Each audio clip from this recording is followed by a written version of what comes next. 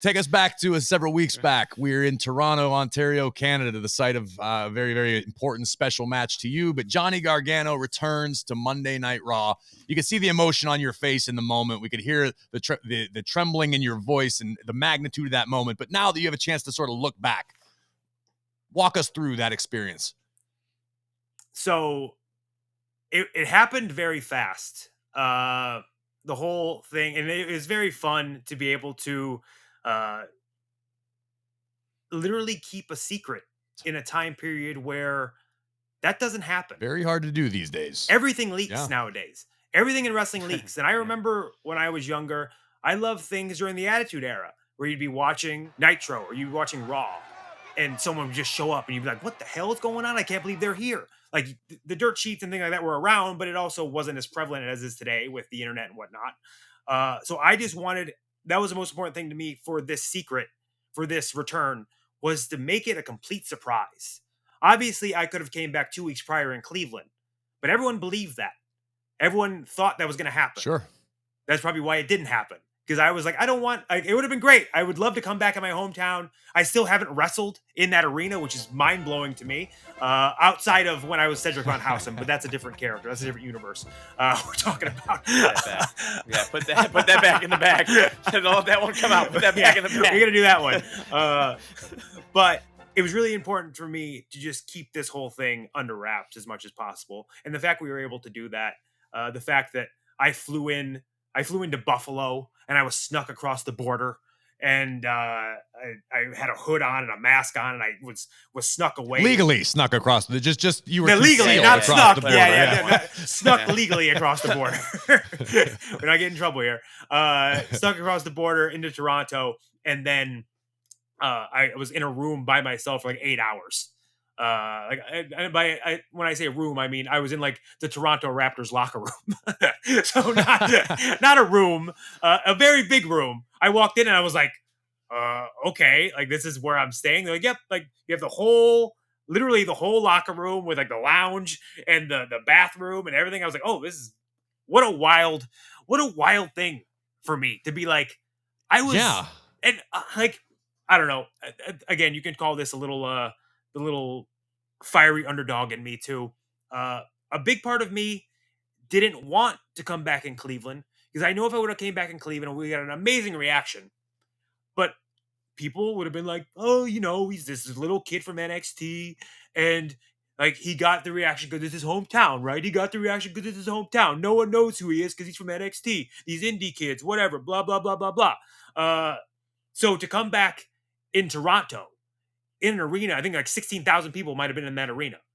And to come back, and it was really cool because a commercial break happened.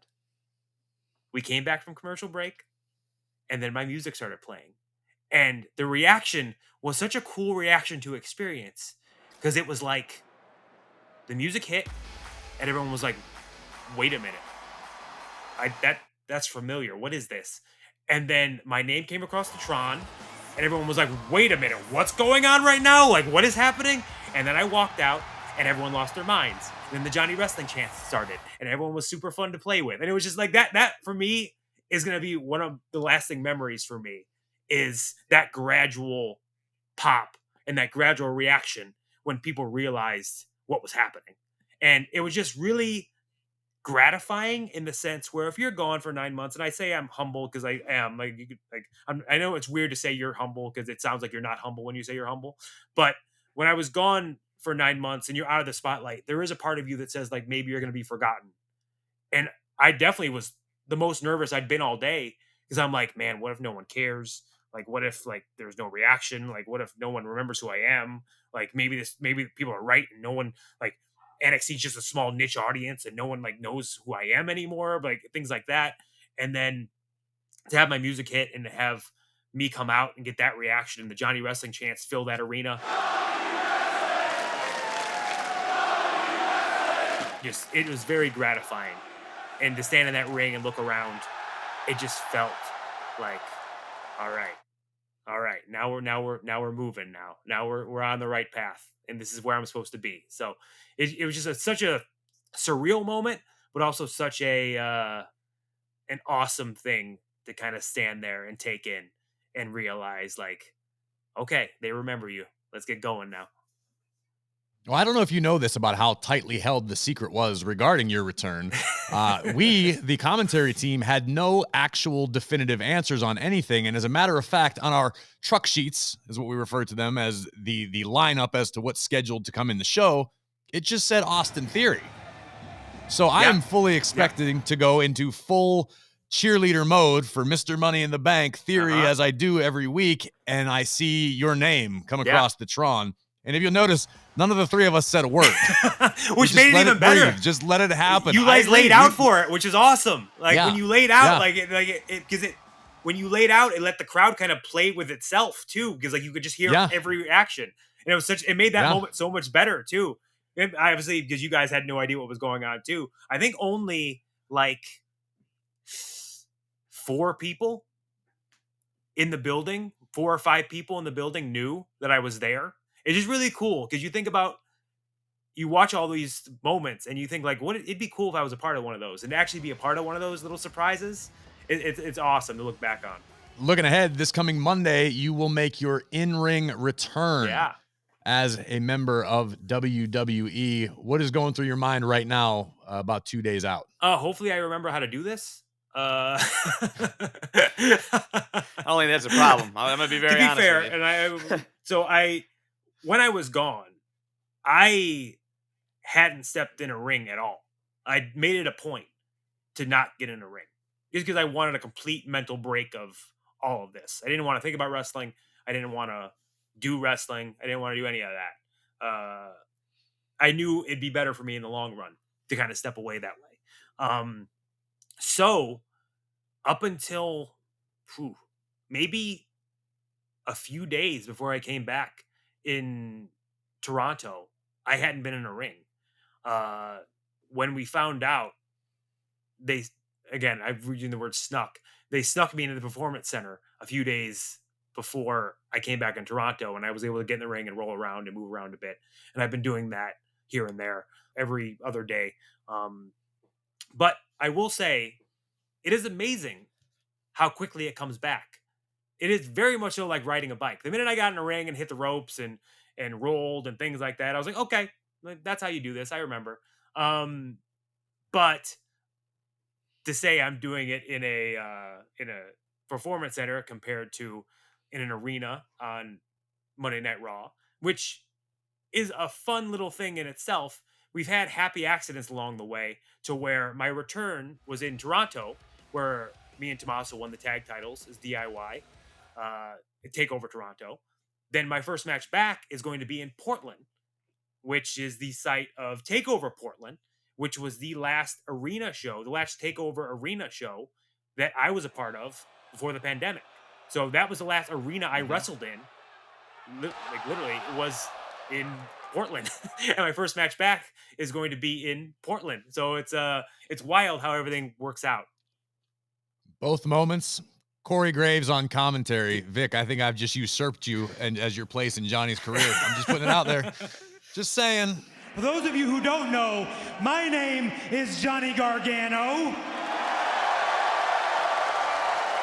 And I was kind of a big deal back in NXT. You, particularly under the WWE umbrella, have existed in NXT. You had a great deal of success there. You were NXT champion, North American champion. You had so many different memories and DIY, the tag team titles. But for all intents and purposes, you are brand new to the majority of the WWE universe. Yeah. Unless somebody, which we acknowledge all the time, NXT is our most hardcore aspect of our fan base. They are the ones that watch everything. They're the ones that care. They salivate. They are meticulous in what they like. But the majority of our crowd tunes in Monday nights or Friday nights, and they watch while they're doing X, Y, and Z, or they're watching with their family. They're watching with their kids.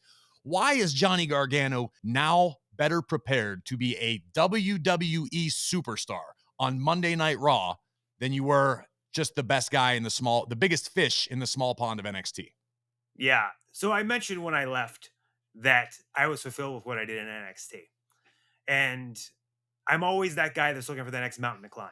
Here's the thing about me and my story. You know, it's very well on record. I did my tryout in WWE and I was told no. I was told there's no spot for me in NXT. And here we are, some 6 years later, and I took over that brand. I made that brand mine. I became the face of that brand after being told I couldn't do it. And I'm sure there's tons of people out there that are looking at me and saying I am undersized, I have no charisma, he looks like a janitor, whatever they're saying now about me. Because there's people out there that have tons of opinions about Johnny Gargano, and that's fine. But I promise you today, you can tell me I am not going to do something. You can tell me I am not going to be something, and I'm going to do everything in my power to work my balls off to make that happen. Okay? I was put on this planet to be in that ring. You can watch any match I've had in NXT. Anything I've done, even the past 18 years in this sport. I leave my heart in that ring. I give my all every single time out. And I am undeniable. I make things happen. And I am a very relatable, very humble guy. But I know in that ring what I can do. And I cannot wait. I cannot wait to show everybody on Monday nights what Johnny Gargano is truly all about. Because I promise you, I want you. Please, please doubt me. Please look down on me. I need it. I want it. It fuels me. Please give me what I want. Keep looking down on me. Keep doubting me. I'm going to make everything I want in this life come true. Because I'm going to work for it. I'm going to scratch. I'm going to claw. I'm going to fight for it. And I'm going to make it happen. That is why I'm prepared. Because right now, back then, I was just doing things for me. I was doing things for myself. But now I know I have a little 6-month-old baby to work for, to fight for, to show him that if you want something in this life, you can make it happen. And I'm going to do whatever it takes to make that happen. Like what you hear? Catch full episodes of After the Bell on Spotify. Follow us now and never miss an episode.